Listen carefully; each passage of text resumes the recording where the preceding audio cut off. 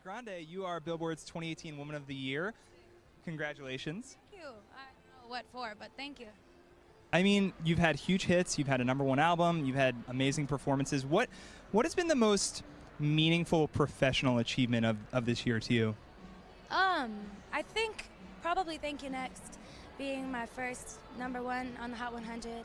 I wrote it with my friends while we were just tipsy in the studio, and I was going through a pretty rough period, and writing this album with them, with so many people I love, has really been a huge helping factor in my healing process and just like feeling better. It's been a really beautiful experience.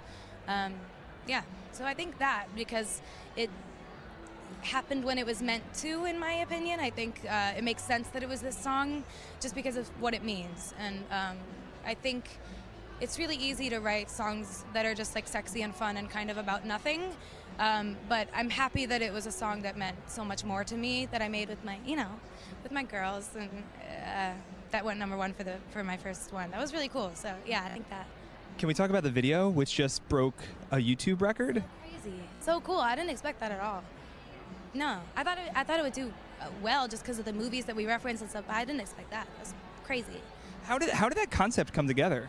Hannah and I were hanging out, and Brandon were hanging out in my hotel here, going over breathe-in treatments and stuff and getting ready to shoot that. And I wanted to play her the new music, and I was playing her Thank You Next, and I don't know, I just saw the burn book, and I was like, you know what would be really cool?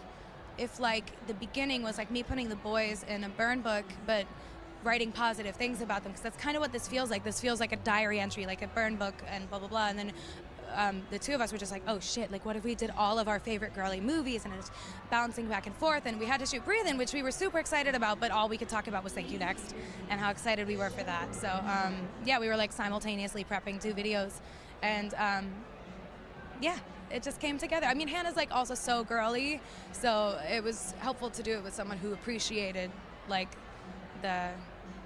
I'm curious, were there any movies, like early 2000s movies, that like almost made the cut but didn't? Yeah, I mean, the thing is like these movies kind of were the ones that we picked because each one has a lead character that goes through a breakup and then becomes sort of a better version of themselves in it. So they kind of went with the story more, and also just kind of like were cool, fun performance setups as well, with like the cheerleading and everything. But I don't know. I would have loved to have put some more. I'm a big Crossroads fan, a big Girl Interrupted fan.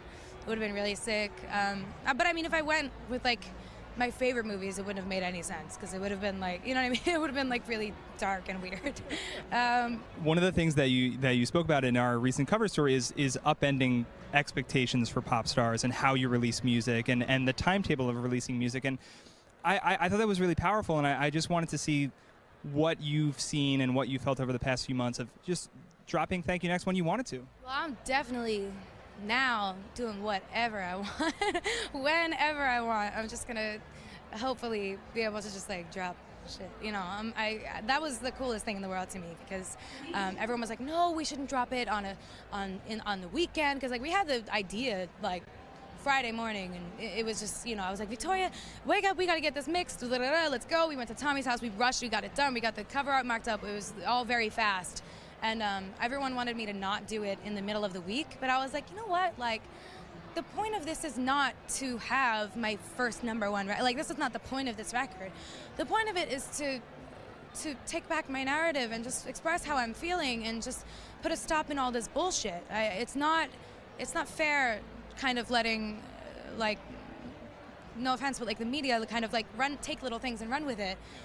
So that was the intention behind it, and then it turned out being this beautiful thing, and I guess that just goes to show that like the more honest and like, I guess, you are and fucks less you give, it really might turn out to be a beautiful thing for you. The last thing I want to ask is a lot of young women are going to be watching Women in Music event tonight, and a lot of aspiring young women artists, and I'm curious what you would say to them, and as you've found your voice over these past few years and become our Woman of the Year, what would you say to them? I think what I would say to them is to always listen to yourself. Like, there's a little voice in there, like, and in here, that always tells you certain things. And in this industry, people will come in and try to skew you one way or another, or style you a certain way, or make you try a sound that, you know, maybe isn't what exactly you want to do, or pick a single that maybe you don't love. And I think there's a little bit of playing the game that happens for a little while, but I think that you should always say fuck it and listen to that voice instead, because I've done both and I know how it feels. So for me, I would much rather just do what feels the most honest, and, you know, don't listen to like outside sources telling you what you should be when you know deep down if it's incorrect or not. Does that make any sense? I love that advice. Sorry, I'm gonna say one last thing, because I know what it feels like to put out a song that I love and have it debut at maybe 10, and then have a song that I don't love debut at 2, and the feeling is what matters most. And thank God with Thank You Next we got to a medium, and it's my first #1. But, you know, it should be more about that, and I think you should just stay in touch, you know, keep, I guess, connected to what made you want to be an artist in the first place. It shouldn't be fame and pictures and whatever. That it should just be wanting to be an artist and blah, blah. I think that's really powerful and really well said. And Ariana, congrats again.